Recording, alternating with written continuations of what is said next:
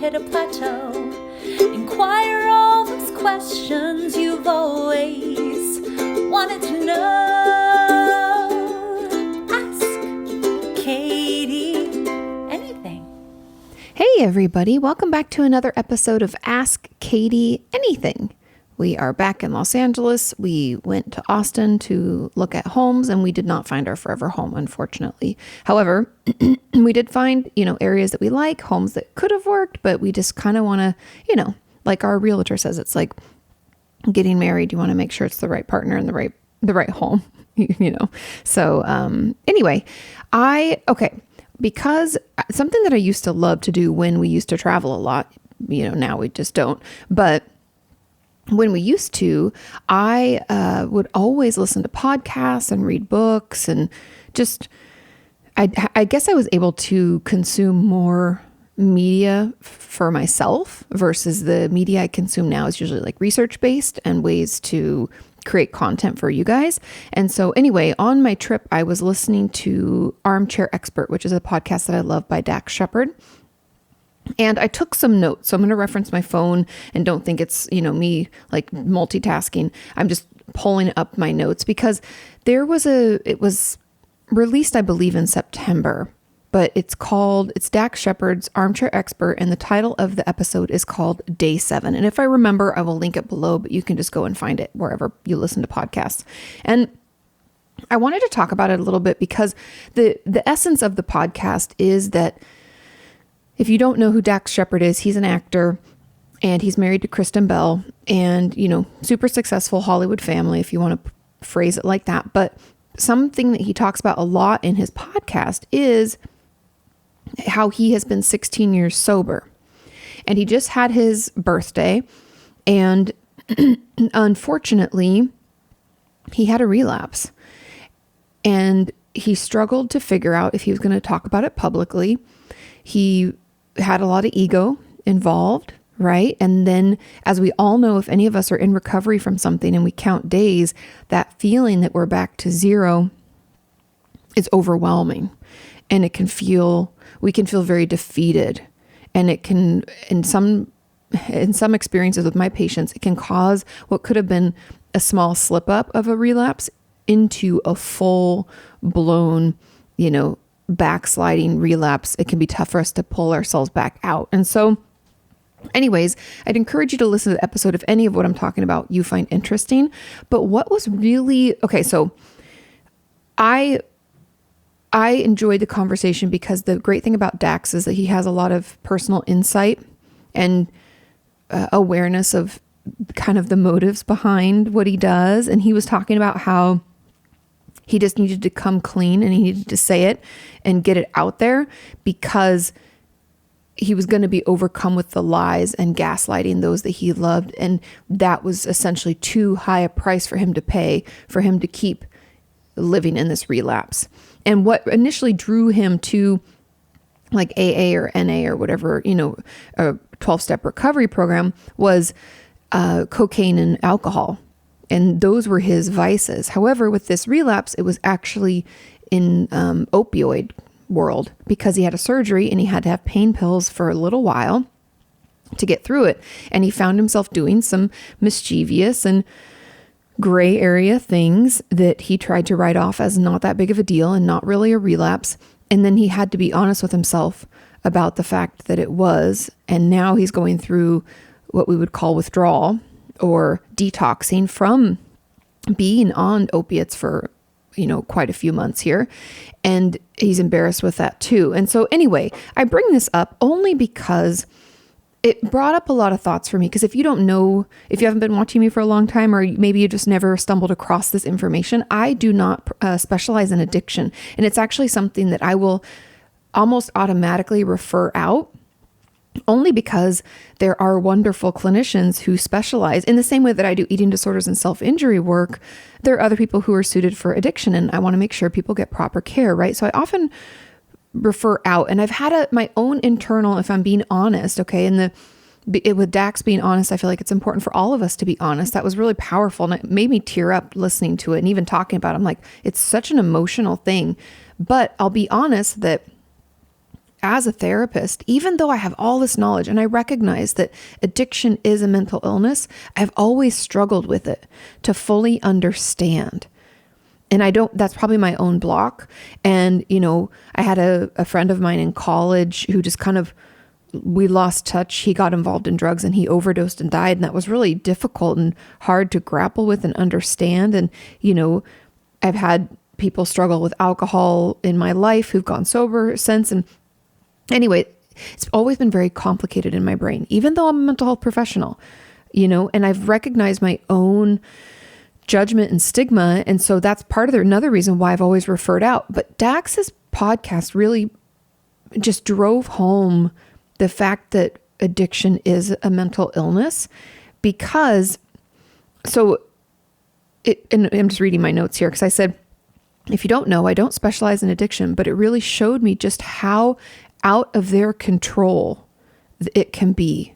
It doesn't mean they're off the hook, but you can see it's a disease.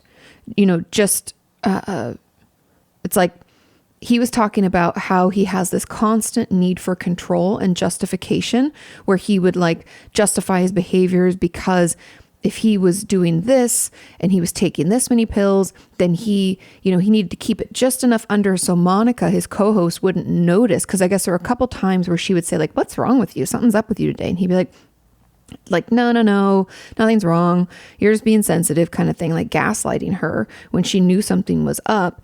And he was talking about how this sense of control that the addiction gave him, which it seems counterintuitive, right? Because if he thought he had control, but then it's taking over his life so much so that he is becoming unraveled, it's clearly not under control. But it was just so powerful to see inside the brain of someone who's been in recovery, essentially off and on for many, many years, right? He went a whole 8 years, he talks about, and then he had a little bit of a gray area where he when his dad was passing away, he took some of his dad's pain pills with his dad. And he was like, it reminded me of back when he started, which is his dad was part of, I think, the reason for the addiction and one of the catalysts of that.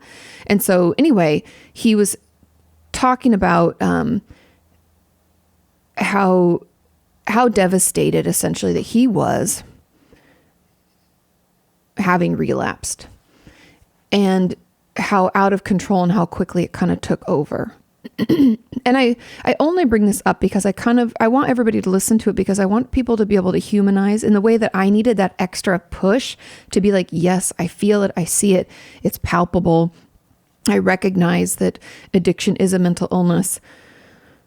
I think it's helpful for all of us to hear a story of someone who a lot of people put on a pedestal saying, oh, he's been 16 years sober. He's so amazing. He's just above it now.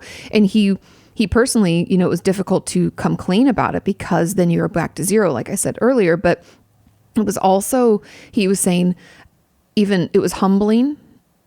And he sees this relapse as essentially a bigger part of his recovery. And it's allowed him to have deeper connections with people. And so there's so much I could unpack here, but a couple of parts of it were, and hopefully the points that I don't even know if I'm getting across. It's just I'm just free association with this, but I hope that it helps you understand that it is a disease because the way he describes how his brain works and how it's almost like he's not even himself. It's once drugs of any kind are,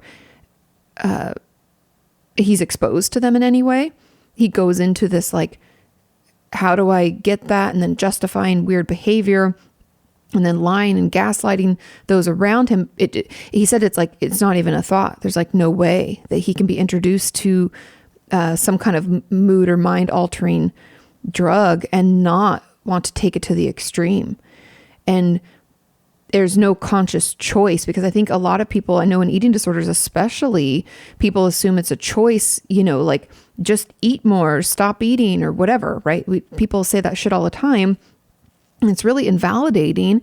And I understand it from an intellectual perspective, but it was just great to feel it and understand it from an emotional perspective. And so that podcast was really powerful to me. And I think, so that's the first, is that it is a disease.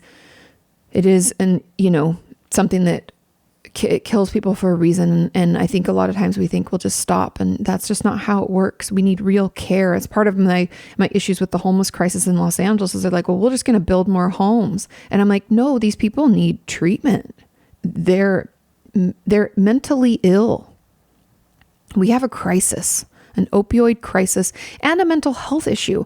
We don't have enough treatment available to people who don't make thousands, hundreds of thousands of dollars each year. And that's not okay to me. Building homes is not going to fix that. But that's a whole nother conversation for another day. But so that's part of it. And then the other part is, and something I just kind of want to hear your feedback about, is that I've always hated counting days, because in the podcast, like, it's called day 7 because he's 7 days sober, and you have to start counting again. And I know that for a lot of people, it helps keep them sober, because he talks about how, having his birthdays, because you have a birthday in your sobriety. So for your first year or second year, and they make a birthday cake at your AA meeting or your NA meeting, and you talk a little, Anyways, so now he's going back to, 1, and now he's 7 days. And I feel I've never liked it, because even though I know people think it's motivating, I think it's really, it makes admitting relapse and picking ourselves back up potentially that much more difficult. And it can feel like a failure, versus what I hope people feel is, that was a tough time. I'm glad I spoke up and got more help and pulled myself out of it. Let's get back on track, and not this like defeat, because in Dax's case, it was 16 years. And he said, if he's being honest, he thinks it was about 8 years in where he had that slip up with his dad. And I prefer that kind of like slip up, like you don't need to lose all that time, because what I'm always telling you guys is like, even if we fuck up, we do something that's not healthy, which we're all guilty of, that shouldn't put us back at square one. Because what I want people to know, and Dax does realize this, but for other people out there, I want you to know that all the hard work and all the things that you learned and the tools that we use to overcome stuff, right? All those tools that helped us get where we're at aren't lost. And all those years of sobriety aren't lost because we slipped up and, fucked up, made a mistake. Like, that's just human. That's just part of life. And nothing is just, it's difficult, right? And then the pressure, he felt like the pressure kept building. And his sponsor, after he came clean about everything to everybody, his sponsor was the one that was like, you need to say it publicly. That's your, that's the way to, like, the real way to do this, to fight back against your ego and the things that drive you to want control, is you need to let go of the control. But he was asking him, like, how was that birthday, right? Because he'd already relapsed, and he went into his 16-year anniversary and birthday at his meeting, and he was like, it was the longest hour of my life. And that's the thing, is like, I don't know, I feel like counting just isn't helpful. I don't know, but what do you think? Like, everybody's different, but I just don't like that, like, oh, I'm back to zero. And he's like, well, if you've been sober for more than 7 days, then you're better than me. And I get the importance of being honest and being vulnerable and letting our, pushing our ego aside. But I hope that people don't feel, because Dax was saying that if you admit it's a relapse, then he was like, well, then I'll just go balls to the walls, like all out, get wasted and kill myself maybe. And he was like, it's very dangerous. And that's why I don't like the, like, well, fuck it, throw it away, right? It's been 16 years and it's all over. Like, I don't like that mindset that I know that kind of black and white thinking loves to attach to. Anyway, I just wanted to talk about that a little bit, because it was something that was just so powerful to me, and it helped push my own judgment that I've dealt with and tried to understand more and manage. It pushed that judgment out and clearly showed me that addiction is a disease. And I'm just being honest with you here, because I think that we all need a little more honesty right now in our lives, and it's just powerful. So anyway, I'll move on to your questions, but that was such a great episode for me, and maybe it'll be for you too. But it's just, yeah, Yeah, I don't like the counting. What do you think? Let me know. Okay, let's move on. I know that's like a heavy way to start, but I didn't want to forget, and that's why I'd taken my notes, and I do want to check and make sure that I didn't forget anything. Yeah, the reason I don't like counting. And then that's it. Okay, perfect. Now into what I'm calling question number 2, because that was my question number 1, and I'm sorry, I jumped the line. I know that's not fair, but I just want to talk about it. Okay, question number 2 says, "Hi, Katie. How do you deal with being a later in life virgin? I'm 21 and I'm getting to, English is a second language. So they're saying that my therapist is asking me to talk about this, is what they're saying. It all started when we were talking about my poor interpersonal skills. My therapist asked me if I'd lost my V card so directly and clearly, and I've never felt so humiliated in my life. It's not that hard to say it in English, but when it comes to my first language, being a virgin sounds like I'm late in life, and ingenuous in a silly way." Is that right? Yeah, that's the right word. "In my view, it was very similar to answer not only yes, I am, but also I'm stupid and all that stuff. Things get worse when I remember that I've never even kissed anyone before." I found this question got so many likes and a ton of conversation below. And first of all, I'll be honest again. This is the theme of this week's podcast, is honesty. And my first thought when you said being a later in life virgin, in my head, I was like, oh, are they like in their 40s or 50s or something? Is that feeling late to them, or what? What's this time frame? And then I read, I'm 21. And I was like, oh my God, I had so many friends that never lost their virginity until much later in their life. And so I have a couple of thoughts about this. Now, first is, the one thing that I hate about social media, I hate about society and people, is timelines. There's no right time to lose your virginity. Or, just to throw out some other things that I think people feel rushed to do, is to get married, have kids, buy a house, go to school, pick a career. All of this is apparently supposed to be decided when we don't even know who the fuck we are. Like, I can't tell you how many of my friends I grew up with in between 18, right? We graduate high school at 18 years old. Between 18 and 28, so this 10-year period, we're expected to do all those things almost, like get started on all those things I just mentioned. And so many of my friends who rushed and did all that and tried to do that are now, single, divorced, switching careers, maybe frustrated with decisions that they made.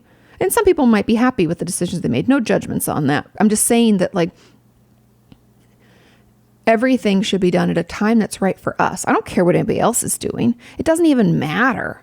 And so I just had to mention that because I think that it's bullshit that we try to do this to people. And we try to rush life in a way that it shouldn't be rushed. And 21 is not old, and 41 isn't old, because it's really up to you and your timing of what, even if you want to. People don't always want to, like, there's asexuality is a thing, and some people are not interested in sex at all for whatever reason, whether it's aromantic or asexual. Like, I know there's differences, and I'm not here to get into that, but I'm just saying that all of us, we should have the ability to make decisions for ourselves and our timing in life, because when we do things that are right for us at the time that it's right, that's when we will be the most happy. And so those are my thoughts about it. But in therapy, the work I believe, and someone mentioned this in the comments below this, is like, I'd be curious where that humiliation came from. And I would be curious, and that would be the work in therapy, is like figuring out what about it was so humiliating, and what assumptions or judgments are you placing on yourself about this, about not kissing someone and not having sex before. What do you think that says about you? What are these beliefs that clearly are affecting you? We have some deep down, deep rooted beliefs about what this is, and why, like I've heard from viewers and patients alike, there can be thoughts of something's wrong with me, or no one's ever going to love me, or any number of those types of things. And I don't know if that's what's coming up for you, but I would be very curious, and I would want to talk about this. And I would also be curious about, and this is not a judgment question, but like are you not comfortable with people getting close to you? Is that something that we should talk about? Like you said, you're talking about interpersonal skills. Is it difficult for you to be in a relationship? How about a romantic relationship or a relationship that's intimate? Intimacy does not mean just sex. I just want you all to know intimacy can be there in friendships. It can be there in all sorts of types of relationships. Intimacy is really like another level of closeness. So how do you feel in those situations? I would really want you to kind of dig into the why behind all that has come up for you, just having your therapist ask you if you had lost your virginity or not, and what assumptions you're making about yourself because of your answer. Because I know I could tell you all day long that there's nothing wrong with it.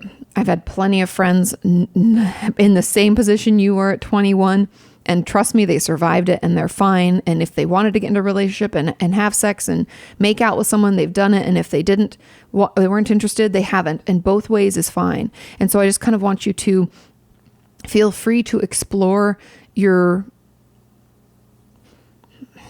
relationships or lack of relationships and your humiliation about this, and figure out where it comes from for you, and what assumptions we're making, or what judgments or beliefs do we have, and which ones are worth challenging. Maybe you do believe that it's something to be humiliated about. And I'm curious who told you that. And, where do we get that message? Is it society? Because I know that it's the worst. Like 40-Year-Old Virgin was a movie and kind of made into a joke / meme, and that can affect people. So I understand. But yeah, I would just be curious, learn about kind of why all of that came up for you, and figure out then, once we've kind of unpacked it a little bit, I would encourage you to kind of write down or journal about, what you do want, and whether you agree with what society or those other messages you've heard. Like, give yourself an opportunity to be a little curious and get to know yourself and better understand your response, and to feel more, because then you can make decisions from yourself, from deep within, not from what other people are telling you, all the noise in the world. I want you to make decisions that feel good to you because you came up with them and you decided. And yeah, I guess those are my thoughts. But like I said, there was so much conversation. If you guys want me to address this in a larger way, I'm happy to. But the truth about it is that our society makes us think that we're always running late for things. And I want there to be more conversation about getting married for the first time at 50 and finding our career path at 45, or, losing our virginity at I don't know, 42, whatever. I just feel like we need more conversations and more encouragement and support of taking our time with life and not feeling rushed. For some reason, we try to squeeze it into our 20s or even 30s and feel like that's the best time to make decisions, when, I'll be honest, Katie at that age didn't know what she was doing. Like 21, are you kidding me? I was out of control. It was not the same me. And me at 37 now can make much better decisions for myself and my family and my environment than ever before. And I'm sure at 47, I'll say it again, that at 37, I didn't know what the fuck I was doing. So don't feel like you have to have all the answers, but I just want you to be curious and be a little less judgmental on yourself, and kind of learn where all of that judgment and humiliation is coming from. Does that make sense? I hope so. Okay, moving right along to question number 3. It says, do therapists get bored? This is a good question. If a patient doesn't give new information in sessions? I usually answer with nothing happened when she asks how my week went. Oh, that's so common. Don't worry. Because I can't recall anything interesting or even not interesting. And I know she's curious. So I feel bad for being undeliberately uncommunicative. I love that phrase. It's fun to say.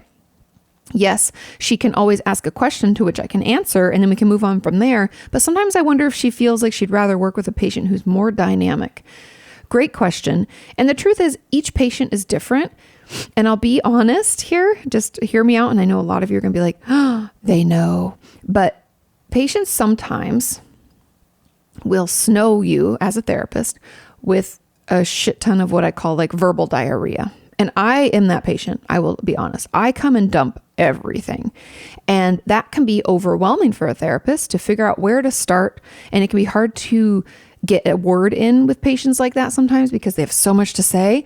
And that can be just as difficult. So I just want you to know that difficulty in session doesn't mean that we're bored or that we're overwhelmed. It's just we have to use different tools and different strategies, different treatment plans, right? So there's no right or wrong way. I just want you to know that there's a whole spectrum of how much people are able to say in session or information that people will willingly give to their therapist, and it's all fine. What I would encourage you to do to help you get across more of the information that probably is important, but we're just forgetting. Like, I'll be truthful. My husband, Sean, if you don't know him, he forgets everything. Like when it comes to emotional things, like if we've had like a discussion about something that got a little heated, it's not very common, but it happens. He doesn't remember what it was about. Like I think it's just like adaptive, like a way to get through like difficult situations. But there are a lot of people out there just like him that do that. And so it's okay to not remember, but I would encourage you, Sean does, is to get a little journal and to write down some basic notes. And that's what a lot of the comments below this talked about. And I really loved it because I was like, you guys have the answers already. You already know. And I love that about our community, helping each other. It's beautiful and wonderful. But just even bullet points, like at the end of a day, or maybe keep it on you. Like if you leave your house, if you're lucky to leave your house, I'm jealous of you because, things can be so exciting like that. And I don't get to leave my house that often. But put it in your purse, keep it in your car, put it in your pocket, and get a small one that fits in your pocket. I would just encourage you to jot down some things like as they pop up. Cause like you said, I just can't remember, or I don't recall anything that happened. So keep something with you where you can jot down some stuff that happens. Before you go into session, you can look at it and be like, oh, I don't think I want to talk about that. I don't want to talk about that so much. I want to talk about this. We can edit it. I would encourage you not to have judgment around like what's important or not important, because that's kind of a defense mechanism. And it's us like invalidating or passing judgment on ourselves and not allowing, just not allowing ourselves to feel how we feel and be okay with the fact that maybe that quote unquote small upset was actually a big upset. You know what I mean? And so writing things down will really help. And you can also ask your therapist, if they're open to it, if they would allow you to email these lists to you or to them. And they can, they won't necessarily open them or read them before session, but they can, like right before you come in or at the beginning of session, you guys can take like 5 minutes and your therapist can read them. I've done that with patients over the years who have a tough time communicating in session. That could be a way, but I really think just jotting things down will really help. And then, maybe 2 hours before your session, you get into your journal for that week and you read through it and you pick out the things that you want to talk about. And then you can just read directly from your journal. There's nothing wrong with saying, yeah, so last Wednesday after our session, I had this interaction with my friend or my mom or my whoever, and it was really hard and, blah, blah, blah. You can bring things up that way. And then your therapist will slowly get to know you better, get to know situations that are upsetting, to you more, and be able to offer more, hopefully helpful tools and resources to move you past whatever's going on and help you feel better. But it's very common. Don't think that that therapists get bored. It's more like, for me, it's a challenge in a new way. Just like the patient who talks a lot. Each type of patient is interesting, valued, and it's just I'm just trying to find a different way to get in. So with the person who talks a lot, if they talk a lot and say nothing, which we all, I kind of do that sometimes, I have to figure out how to ask a question that pushes them past that basic comfort zone of talking about things and to keep the conversation direct, right? So that it's moving towards something versus feeling like it's all scattered. I want to kind of contain it for them. And then with someone who's not opening up and struggles to remember anything, it's trying to figure out the right way to ask questions so that they can get excited and they can share and they can remember. And so it's just a different challenge, but both are wonderful patients. I'm not bored in either scenario. So don't worry. Your therapist cares about you and is not bored. Okay. Question number 4. It says, hi, Katie.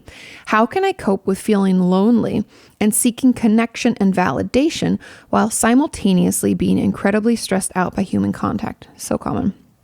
I'm easily triggered in conversations. I am autistic and easily sensorily overwhelmed when meeting people and run into misunderstandings all the time, which I'm tired of solving. I have trouble staying focused when someone is talking to me. I suspect a mix of anxiety, ADHD, and auditory processing issues. I have anticipation anxiety about how people will be like or will respond. Online communication is stressing me out too, as I feel like I need to always be available. And there were a bunch of comments, and there's one more kind of question on top of this, but I want to discuss this one first because it's very common if we're on the autism spectrum, like this person is. We can get overwhelmed sensorily very easy. Depending on our own, ability to regulate ourselves, we can get overwhelmed quickly. And there are a couple things, and there was one comment again in the comments below this question that hit the nail on the head with one of my tips. And one of those is doing interactions when there are other things going on, like interactive hangouts, meaning that maybe we go on a hike, or maybe we are like doing something that's soothing at the same time as we're hanging out. Like, not that this is a good example because COVID and things, I know it's not always open, but let's say that we've always enjoyed some kind of arts and crafts, and we go to the painted plate or Color Me Mine, where you like paint a bowl, or you taking a knitting class or music class or something. And music might be overwhelming if auditory is too much, but I'm just throwing out different things that we can do that keep us busy and doing something that kind of distracts us from the overwhelm and the anxiety and can help us soothe while at the same time being able to engage. And then another thing that this came to my mind when I was reading the question is just being very specific about who and like how many and for how long we will see people, because everybody has different abilities. I know that I'm kind of in the middle between introvert and extrovert, because I do love to see my friends and hang out, but I don't like big groups and huge parties and like hours and hours and hours of interaction. That wears me out. So recognizing what that balance is for you, like, is it a 30-minute or an hour-long coffee date where we go for a walk? Is that about all we can do? Then that's what we schedule. Is it, 2 hours with a really close friend where we watch a movie and kind of talk a little, but not a ton?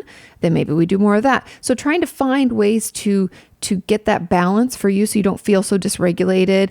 And then I believe with having more experiences where you have comfortable interactions will lower that anticipatory anxiety that you're feeling, like that buildup where you're like, oh my God, oh my God, oh my God, oh my God. And then you go in and you're already maxed out, because that's not helping things either.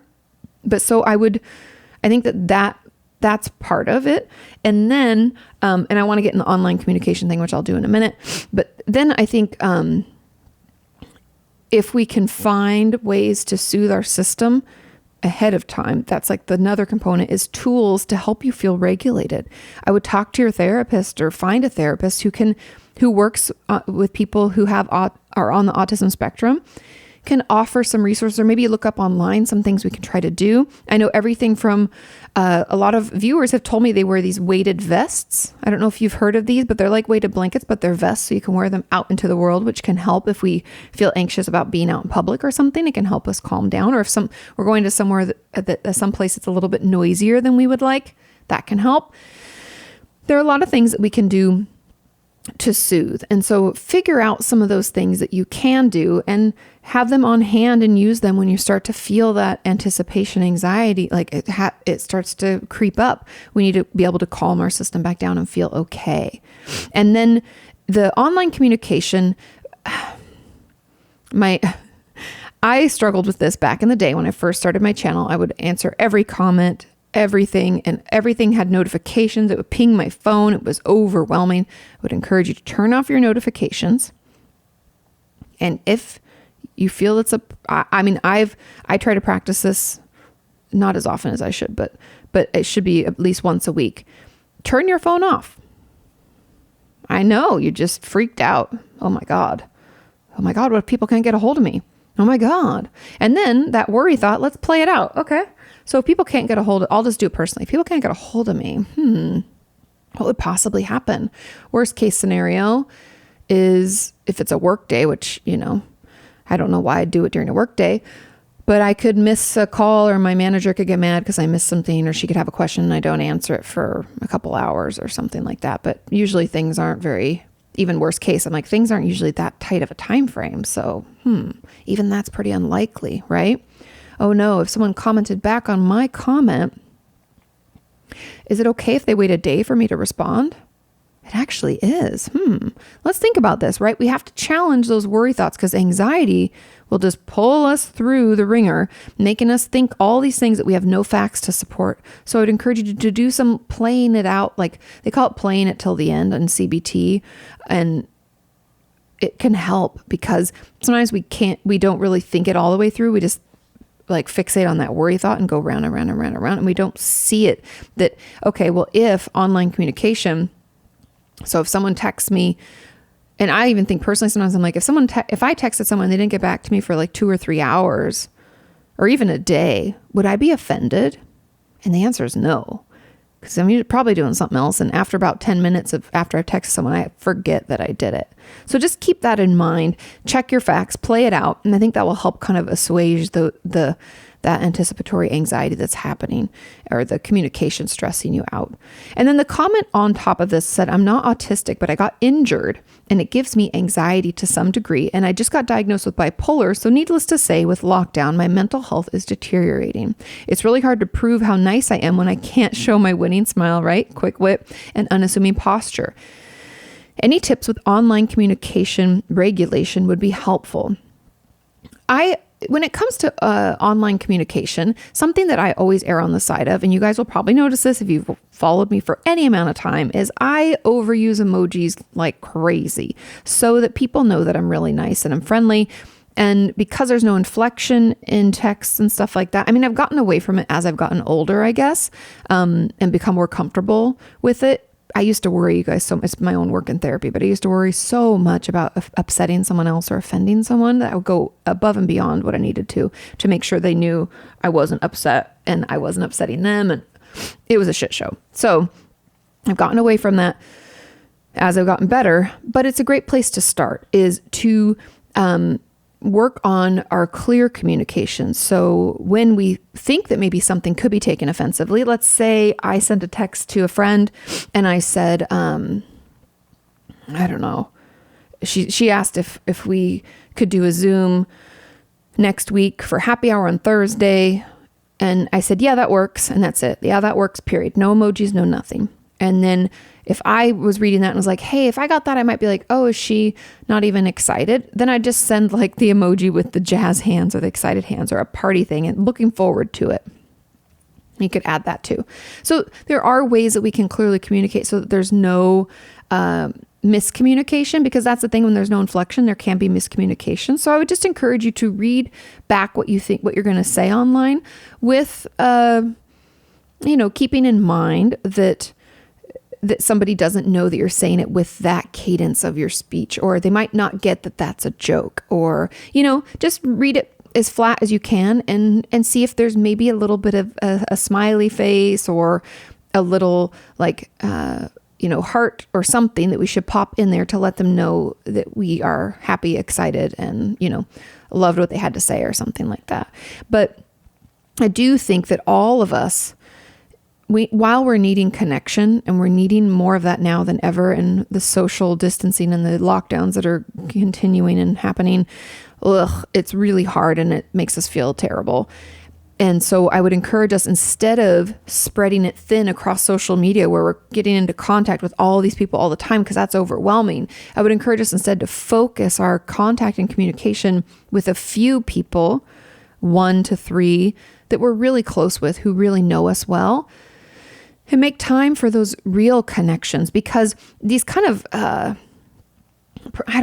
it's not even just that the conversations themselves can't go into a deep place. It's more about them knowing us. That's actually what's soothing. It's not just connection or having deep conversations. It's knowing that they know who we are and we know who they are. And that intimacy is what helps us calm down and feel better. And so I would just challenge all of us to kind of assess what we're putting our energy into and make sure that it's something that we, get get back at least what we put in, because so often we're having these conversations with people we don't know online. And it's not that we can't have friends online. I'm not saying that by any means. I'm just saying we need to make time for more of those deeper connected conversations rather than spreading ourselves thin across all types of social media, feeling like we'll take any connection, because that can honestly lead to us feeling more lonely than we did before, because then we really didn't fill up our bucket in the way we were hoping, because nobody really knows us.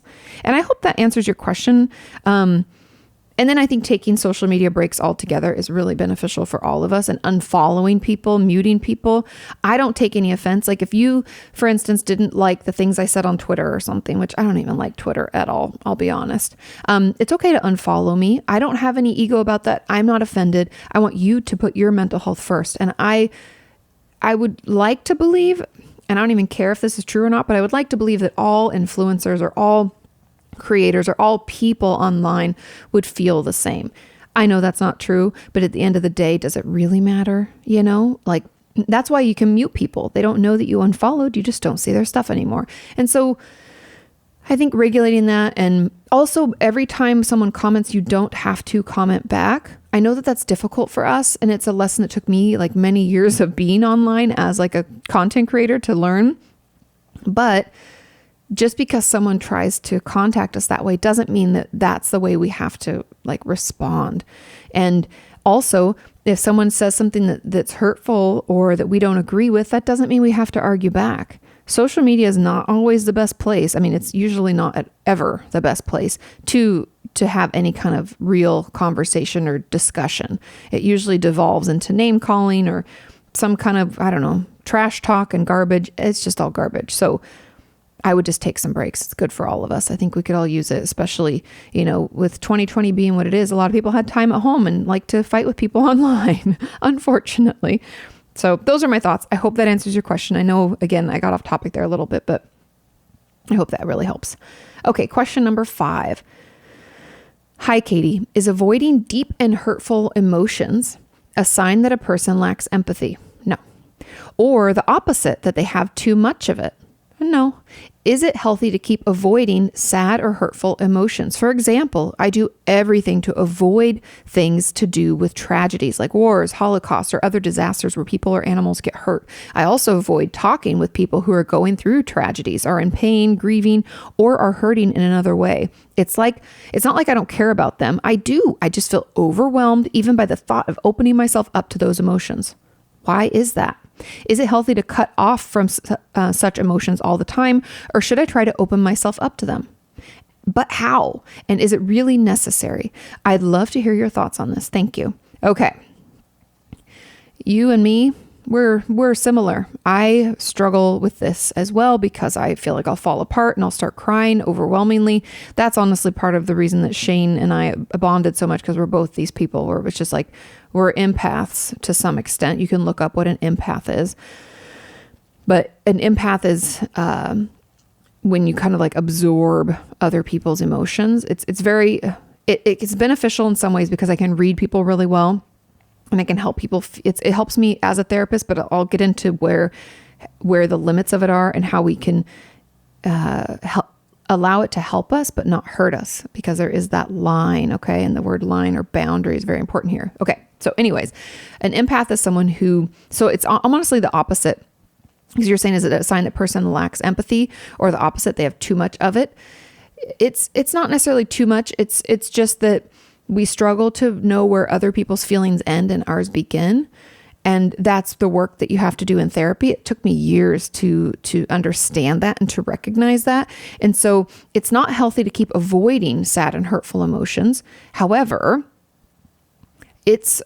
I want you to know that it's okay to cry. It's okay to feel angry. I think we should be making time for these things, because my thoughts and feelings are about this. If you're anything like I was, is you don't do those things. You don't cry. You don't make time to be angry. And when you cry, it feels like it's out of control. You're like, oh my God, I'm like crying about something else on TV, or this person told a story and I'm watching it on Instagram and I'm crying, and it's not actually an expression of what you feel. It's an expression of your response and absorption of someone else's thing and how they feel, or what it elicits in us. Does that make sense? And so the real way to kind of navigate this is to first acknowledge that we're absorbing other people's feelings and emotions, which is hard. And it takes some slowing down of our process, because we'll still be crying, watching things, or feeling angry about or sad, whatever intense emotion.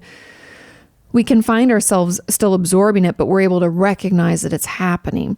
So I want you to notice when you're like, hey, this is because of that, and it's not actually my emotion.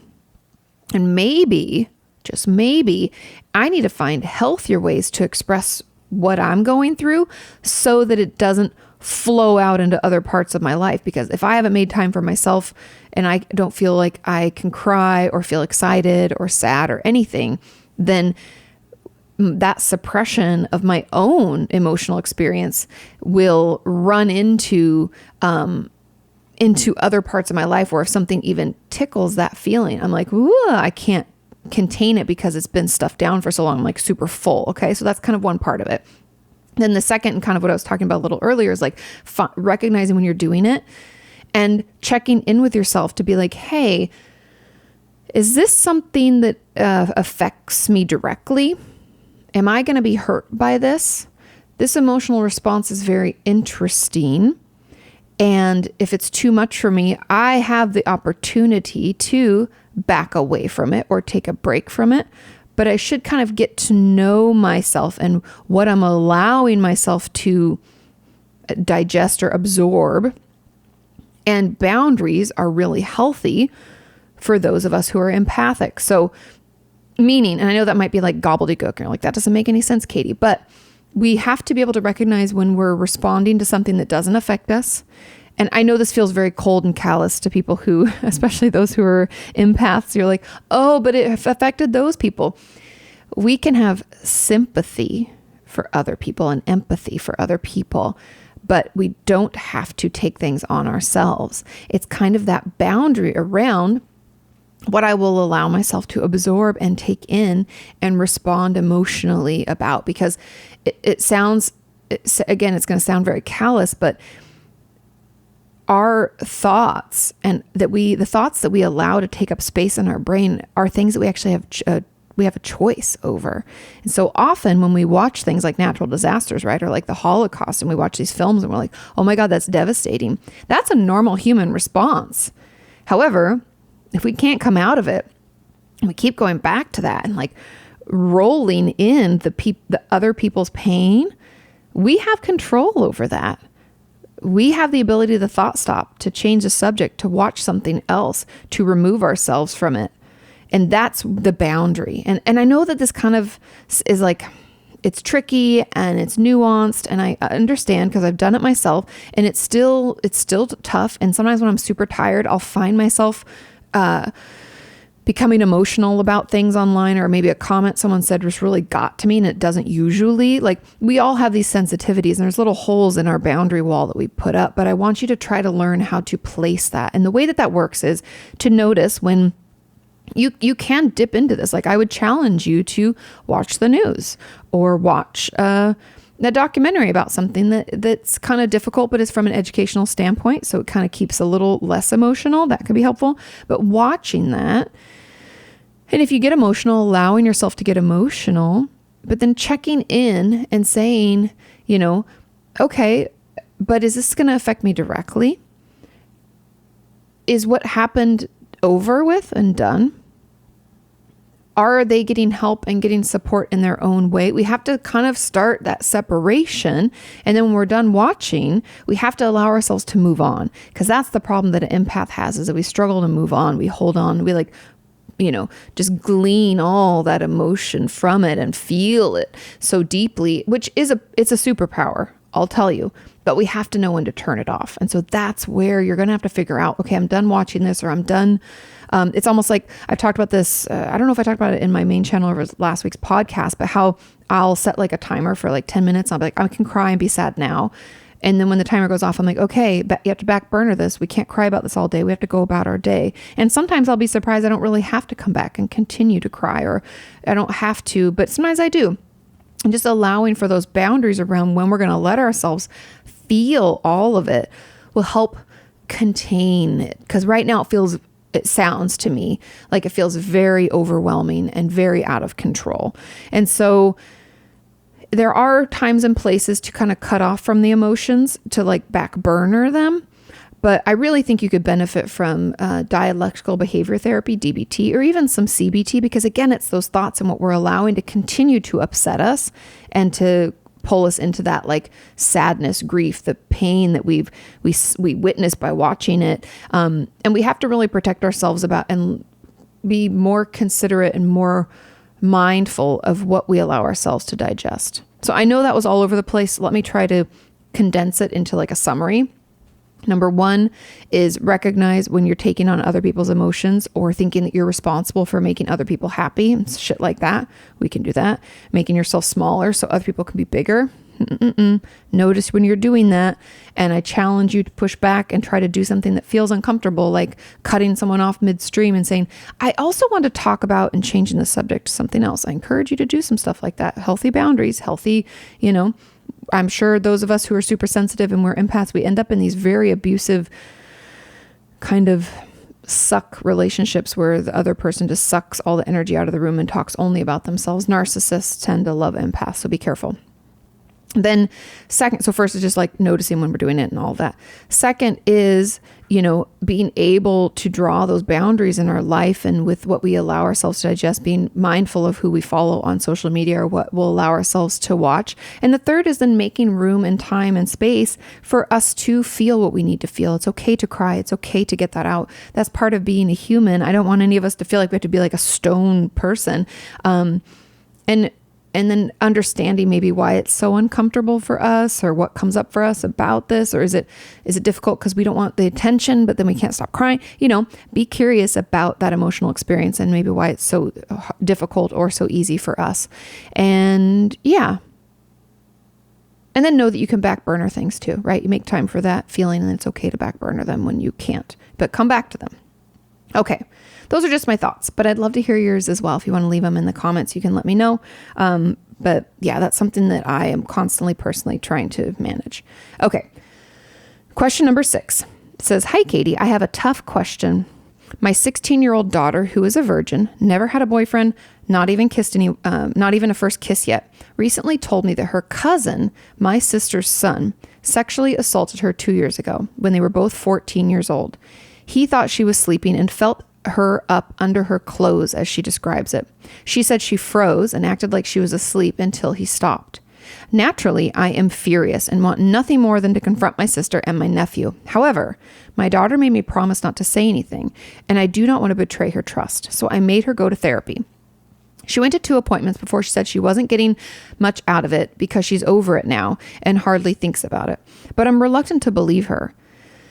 As someone who has been sexually assaulted myself at 15 years old, it took me years to deal with it.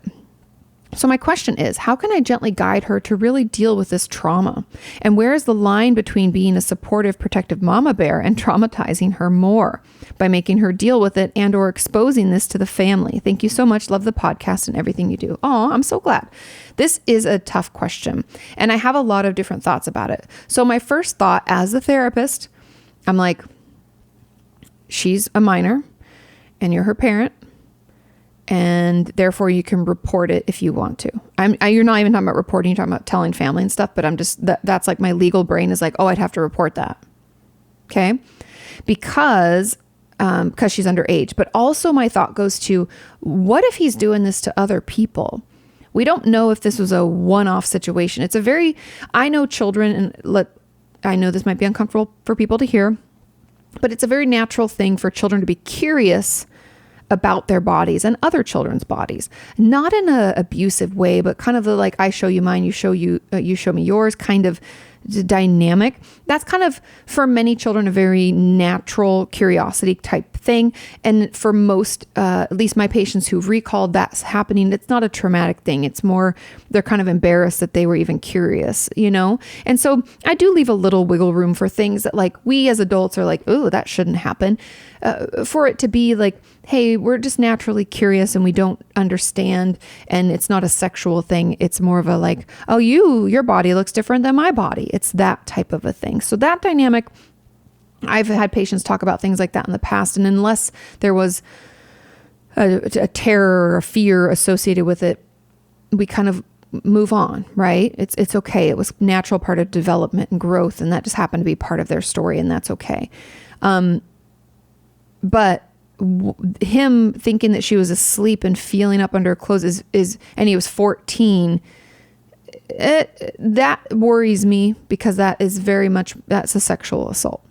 And that's different from children curiosity. And 14 is not that young. It's young, but puberty is afoot, and things are, happening in both their bodies. And I would hope he's not doing it to someone else.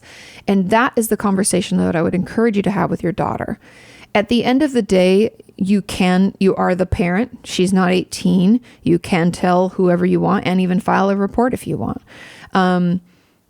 However, I understand you don't want to, betray her trust, which I'm sure she appreciates. But I would have a conversation with her about the fact that you would, and bringing it up softly, and she's 16, so she's probably gonna be like, Mom, why are we talking about this again? No.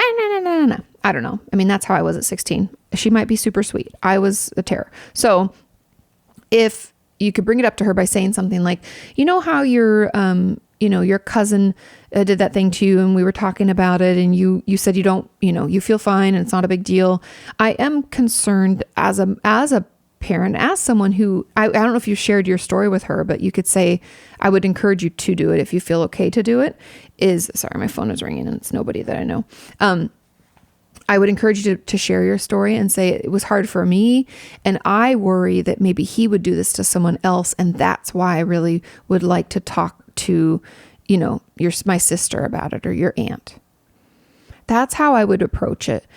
And at the end of the day, you can actually do what you want, but I would hope that she could kind of understand that, because if you shared your story and it was really hard for you, you could say that could have happened to someone else, and she might have a ton of resilience. That's really what this kind of looks like to me, is that she's okay to come to overcome it. She's like, I'm fine. It's whatever. And she's moved past it because she has ways to cope and things that she's done, and she had therapy, and she's like, oh. I mean, she could be suppressing it, and it could be hard for her to talk about, but everybody's different, and there's no right way to react when it comes to something that could be traumatizing or is traumatizing. She went into freeze, so I would say that it was traumatizing, but I would bring it up as the fact that it could happen to someone else. And I really, adult to adult, without your daughter, considering your daughter, I would encourage you to have that conversation with your sister. I mean, it just is a little too, even for 14, I'm like, what else would he, it just really worries me for other people, other women or children or whoever he's around. And try to make that case to your daughter. And then at the end of the day, you're really going to have to make the decision that's best for you and her.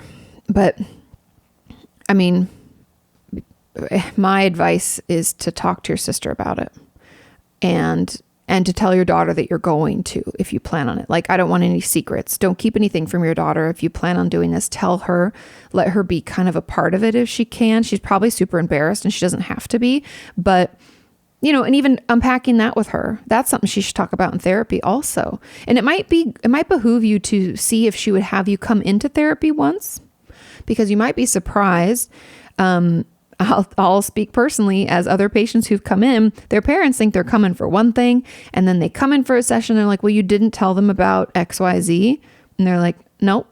So before you let her get away with not going to therapy, before we say, okay, she's good, it's fine, I'd want to go in once. Okay. So those are kind of my thoughts about it.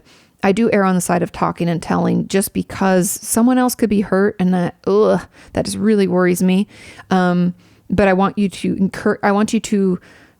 always collaborate with your daughter as much as possible, make her a part of it. Even if she doesn't agree and she won't come around to it, don't hide it from her. Tell her that why and what you're doing, and you hope she understands and you love her and all of that. I mean, you're being a great mom. I think I'm sure I speak for so many thousands of members of our community when I say that almost all of us wish we had a mom like you when things like that were happening or things happened. So often I hear the opposite, where we tell a parent about something and they're like, you're overreacting. So, and that's like traumatizing on a whole nother level. And so I really appreciate you, and I appreciate that question. And hopefully hopefully she'll come around. Okay. Okay. Question number 7. It says, hey, Katie, why is it bad that I intellectualize my sessions? It's a defense mechanism. Oh, her next sentence. I know it's a defense mechanism, but I don't understand why my therapist doesn't want me to say things like, I experience depersonalization. In the end, it doesn't truly make a difference if I tell her how I feel or if I say the things she'll probably write down. Whenever I'm in a therapy session, I tend to analyze myself. So instead of saying what I feel, I'd address the fact that I'm projecting, and I tell my therapist that I know what she will say. I know my therapist is amused by it a lot of the time and told me she doesn't want me to talk about the theory, but how I feel. How can I stop myself from intellectualizing so much, especially when I often don't realize it anymore and I feel like I'm actually saying what I feel? Thank you so much for doing this podcast. Of course, and I don't mean to laugh, it's just funny because it's a defense mechanism, and being intellectual about something keeps emotions at bay and helps us feel safer. And that helps and keeps us alive for a while, right? It can be, it's like adaptive. If things are overly emotional and overwhelming, then this helps us get through, right? We're able to use this defense mechanism. We intellectualize it. We call it what it is. We use all the right words. We identified the symptoms, and we recognize that we're doing this thing that's dysfunctional. Okay. So it can help us see it and acknowledge it without being attached to it. And that's the problem. So when we intellectualize it, it's very much externalization of the issue, meaning it's not part of me. I'm not really affected by it, but this is what's happening. And I know I'm doing this. It's not connected to us. And what I would also argue, and probably the reason your therapist is like challenging you on this, is that I'm assuming, and just making a guess, that emotions feel very out of control for you, and you don't actually know if you experience them or not. And if I gave you a feelings chart and asked you to pick, 5 emotions you felt that day, it'd be extremely difficult. And you'd probably pick ones that we hear the most. Like, oh, I was sad about this. I was happy about that. I was worried about coming in here, and I was stressed about this thing at work.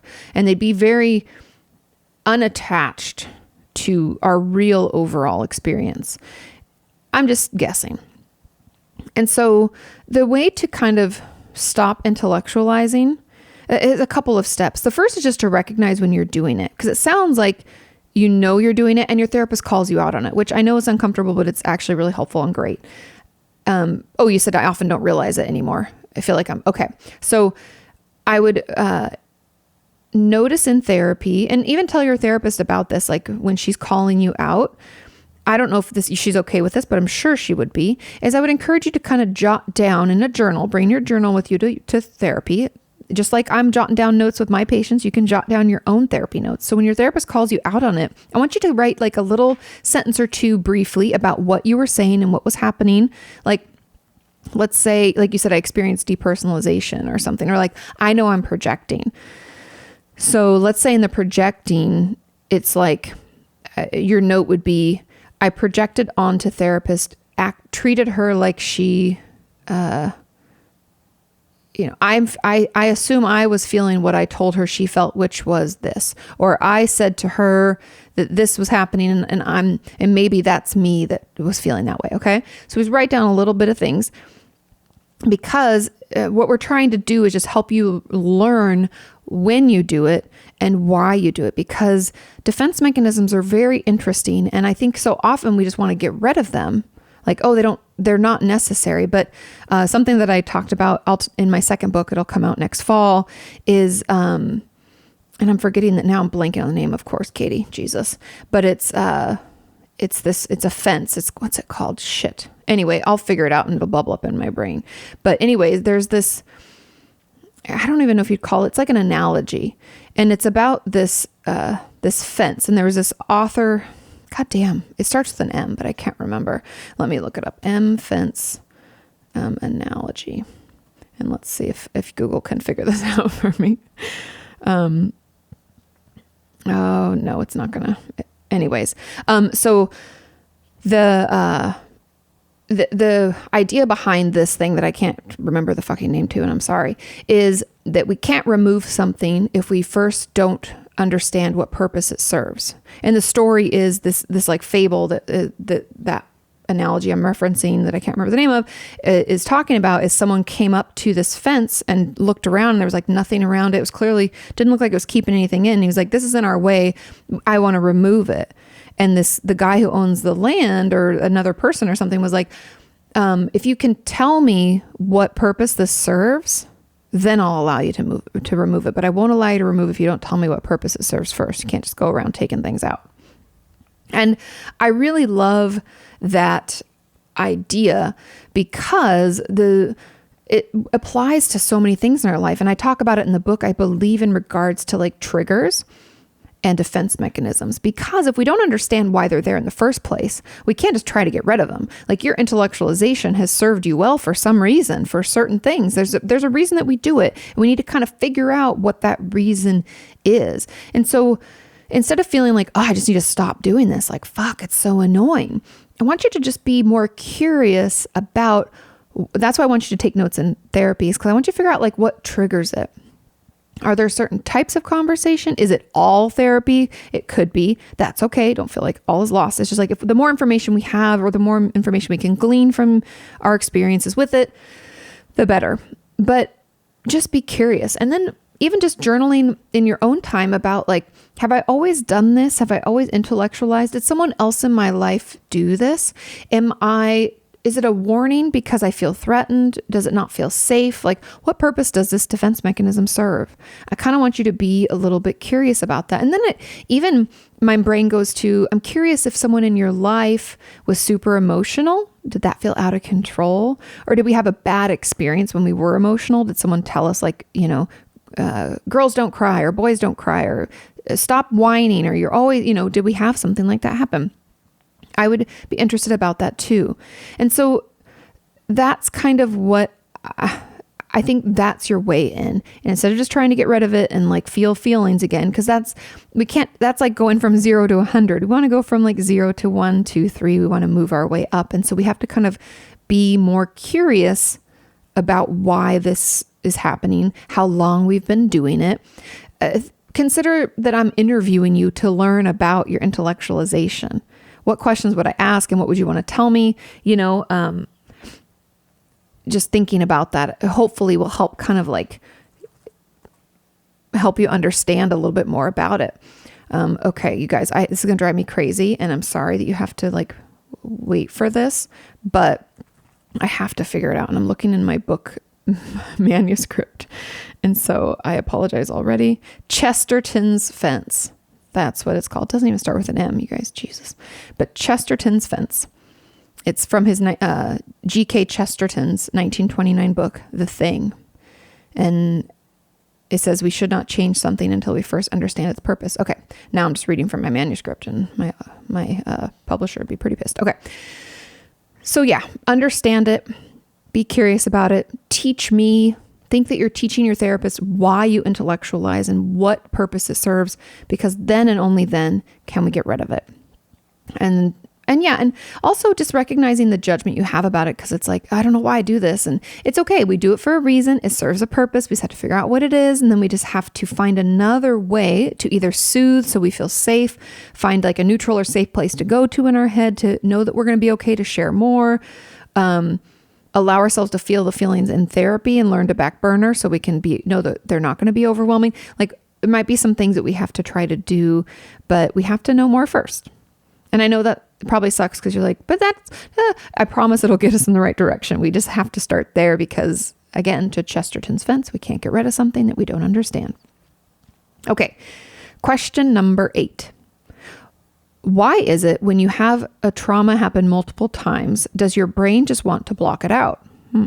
With me, I've had trauma multiple times in my life and I just block it out and feel like I have to push it down. I feel like it doesn't matter and I have to suppress it and keep my mind busy just to feel okay. How do I heal and get help for this? It's super common. And the real reason is that it's not even just trauma that happens multiple times. Trauma in general, and I'll try to, hopefully this makes sense, but trauma in general is very difficult for our brain. if we don't have tools and resources and ways to make sense of what happened, it never gets fully, the memory never gets fully formed. Now, the way that, that's why I love Inside Out. And I actually reference it in my book when I'm talking about the brain, because they do a great job in the movie Inside Out. If you haven't seen it, it's a Disney Pixar film, I think. And it's beautiful and amazing. They show memories as these marbles. And it's really great how they show them being formed, like ding, and then they're ready and they filed away, right? And then they hit the button at the end of the night and all the memories get filed in for long-term memory. It's beautiful. It's very accurate in a lot of ways. Some ways, not so much, but a lot of ways, yes. And so I love that. And using that analogy, and I've talked about this a ton of times before, but it's like, the way that memories get formed is usually in narrative, meaning stories. So the story of my day today would be like, I got up before my alarm because I'm still kind of jet lagged and it's annoying because I'm waking up at like 7:45. I'm like, who am I now? Because I'm not a morning person if you don't know me. So I woke up and was like, okay, I'll go make the coffee. I made breakfast. I had a couple of calls. Then I had a hangout with one of my Patreon patrons. Then I tried to squeeze in a little workout. I showered. I had to do that AV check for my talk tomorrow. And then I came here and I recorded with you. Okay. I'm just telling you my day because that is a story. This, then this, then this. It has a beginning. It has a middle. It has an end. It all makes sense. I can tell it to myself. I can recall it and I can make it into a nice shiny new marble. And then I can file it away. When I go to sleep tonight, joy or sadness or somebody in my brain will hit that button and those marbles will roll off. When a trauma happens, there's often dissociation. There's often dysregulation. I'm terrified. I'm overwhelmed. There's stress response, fight, flight, freeze. And therefore, a lot of that quote unquote story I'm supposed to tell myself and my brain is supposed to roll into this marble, it just cannot be done because there's no cohesion. It doesn't fit together. It's like a puzzle the pieces, when you try to squeeze that one and you're like, it should go there and it doesn't. It's like that. And so as our brain's like, it's trying to grapple with this like marble that has a ton of holes in it. It's like you can see through it. It's barely even holding it together. As it tries to form it, it's like it slips off that little thing where the marbles pop up. It's like out of that tube kind of thing. It's like it shoots out and crashes on the floor. And so we can't process it and file it away into long-term memory, meaning we can't remember what happened because it was so overwhelming. Our brain was like, you know what? I don't really know what to do with this. This is too scary. And then it's like we sweep it off to the side, kind of like all that shattered glass that was the marble. We sweep it off to the side because it's too much for us to deal with and continue living our life and being okay. And so a lot of times the repressed memories are actually adaptive. It helps us continue to thrive and go forward. And it's necessary for our survival and us coming out the other end and being okay. And so it's not like we have to suppress it on purpose. It's not an action that we take. It's like an unconscious thing in our brain where it's like, you know what? This is too much. I'm not going to deal with this. And I know a lot of people are like, well, that sounds like you're doing something, but it happens without our knowledge and without our an actual action or thing. We think it just happens. And then we stumble into those splinters that are on the floor later. And that's what flashbacks kind of are. And it's our brain's way of saying like, hey, we need to deal with this. I'm filled up here with all of this shattered glass. We got to start cleaning house. And so let me make sure I'm answering this question. She's like, how do I heal and get help for this? So the real healing begins. There's a couple of ways that this happens. So first is really to put that narrative together as much as possible. And talk therapy is the first road most of us go down when we're trying to heal from a trauma. And it is helpful. It helps us put it into a narrative or what they call a trauma timeline, which I don't even know if I mentioned that in my book because it's only helpful up to a point. Is we can put the traumas in a line to be like, this happened when I was 6, this happened when I was about 8, this happened at 12, 14, whatever it is, we can plunk them down and that can help us. Again, we're trying to form those marbles, right? So it helps us put that into a narrative. Then we try to talk it through with our therapist in as much detail as possible. Okay, yeah, that day I remember I woke up, I put on this yellow dress and I was going to my uncle's. And then, so we can kind of start to tell the story as much as we can. And we're trying to reform those marbles. However, for a lot of people, just talking it through isn't enough. And we still have flashbacks, hypervigilance, and all the symptoms of, PTSD. So the next step is really some specialized trauma work. And so I would encourage you from the get to find a therapist who specializes in trauma. And this could be someone who also does EMDR. That's been beneficial to a lot of people. It could be someone who does schema therapy. That's another potential option. Exposure therapy should be part of all kinds of trauma work. But there's also like trauma focused CBT. There are a ton of different trauma modalities that we could access that could help us process it through. Because what we're trying to do is to get those marbles to be formed and then shipped off to long-term memory. And I believe that can be accomplished through many different ways. It just has to feel right for us. There's also somatic experiencing. My friend Alexa would be so pissed if I forgot that one. And she would never get pissed, let's be honest. She's too sweet. But you can heal. It does get better. And just not having full memories of traumatic events, if any, is very normal. So don't feel like you're not going to be able to work through it. They will ask questions. The questions should not be leading. They shouldn't be leading you down like, then tell me, when the sexual assault happened. You're like, what? I was in a car crash. Like, we don't, as therapists, we are not supposed to lead you to a conclusion. We're supposed to just ask questions like, okay, then tell me more about that.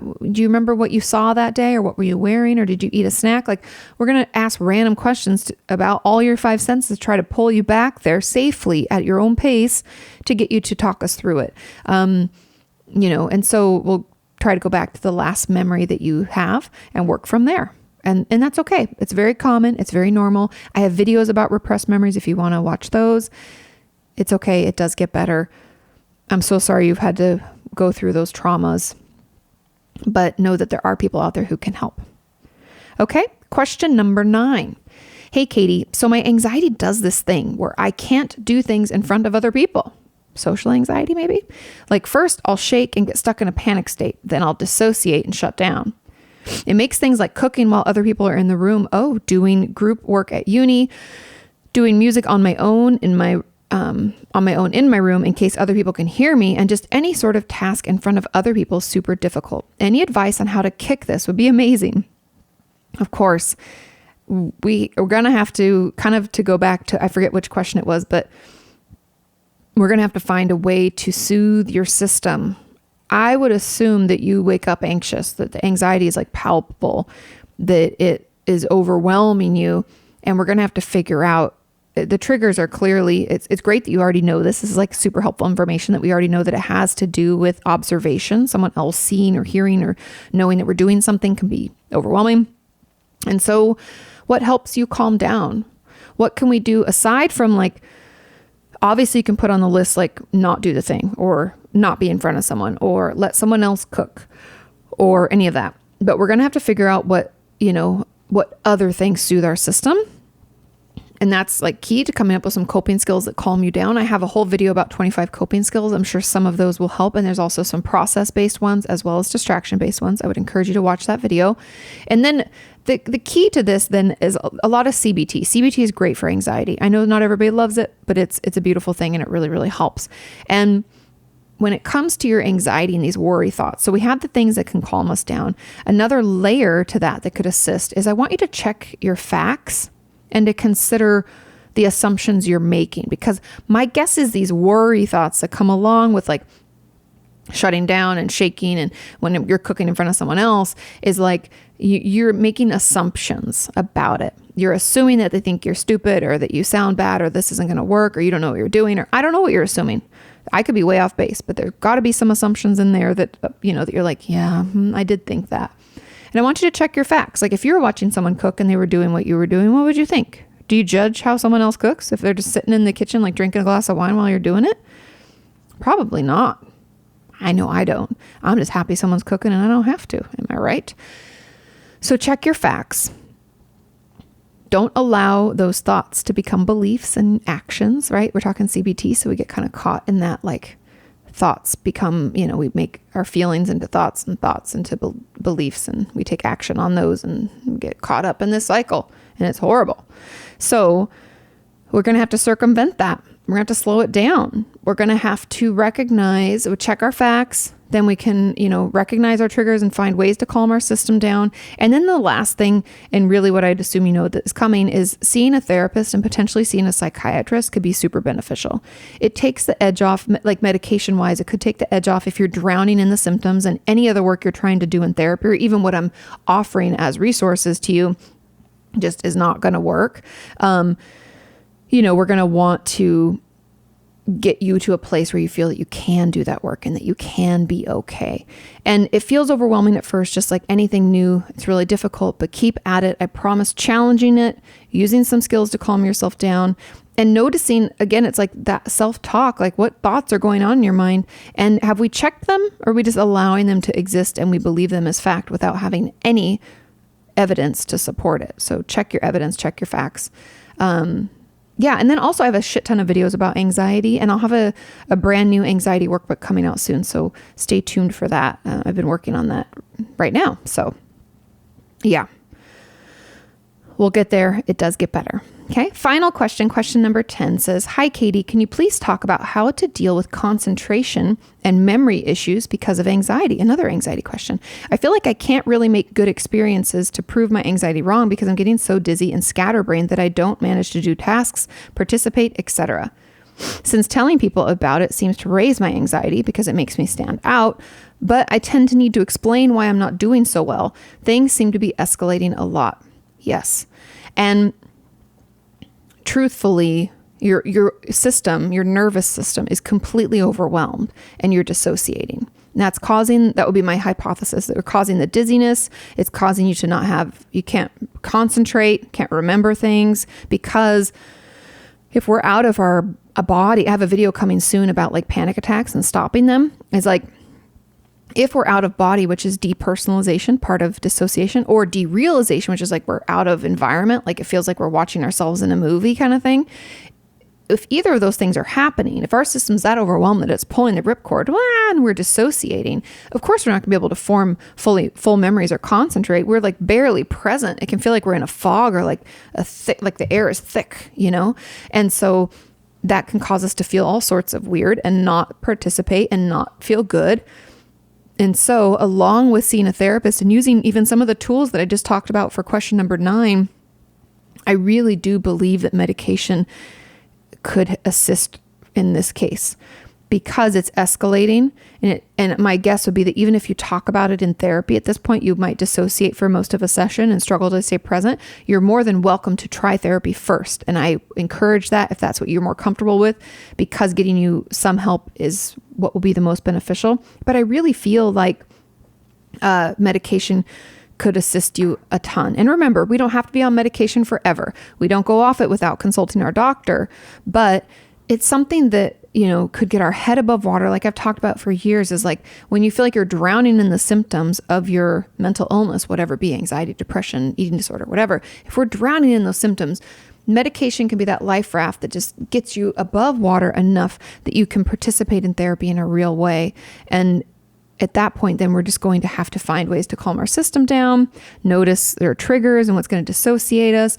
And again, back to kind of, checking your facts, noticing the thoughts, and kind of circumventing that. We get in that chain reaction of like, we have a thought, we have a feeling about it, we take action on it, and it slowly forms these really firmly held, potentially distorted beliefs about us and our situation. And so we want to kind of stop that cycle of feelings, thoughts, actions. But I think medication can get us to a place where we're able to do that. And again, I would encourage you to see a psychiatrist, just because they specialize in mental illness and mental health issues, and psychotropic medication, which is what we call that kind of, SSRIs, SNRIs, antidepressants, stuff like that. It's all in that psychotropic medication. So, but yeah, it does get better. We can slow down this escalation so you don't feel so overwhelmed. And I have a ton of videos about anxiety that I would encourage you to check out. I think I have like a whole playlist. So that's it for this week, you guys. Thank you so much for sending in your questions. Thank you so much for all of your wonderful, nice reviews. I was looking through the reviews on Apple Podcasts the other day, and you guys are just lovely. Thank you. Thank you so much. Feel free to leave reviews. If you enjoy this podcast, share it with a friend. The more people we can help, the better. That's always been the goal. Am I right? Have a wonderful week. Oh, and if you're wondering where I get the questions from, I ask them in the community tab of my podcast channel, which is Opinions That Don't Matter. If you don't know, that's the podcast Sean and I have together. But it's over there on Mondays around either 10 a.m. or noon, depending on when I'm up. I will ask for them, and you can send them in, and then the ones with the most thumbs ups get picked. And I'm sorry if yours didn't get picked. Feel free to ask it again next week. You can continue to ask as many times as you need. I love you all. Have a wonderful week. Thank you so much for listening, and I will see you next time. Bye. About your self-esteem or why your feelings hurt. You can ask her why breakups suck or why you've hit a plateau. Inquire all those questions you've always wanted to know. Ask Kati.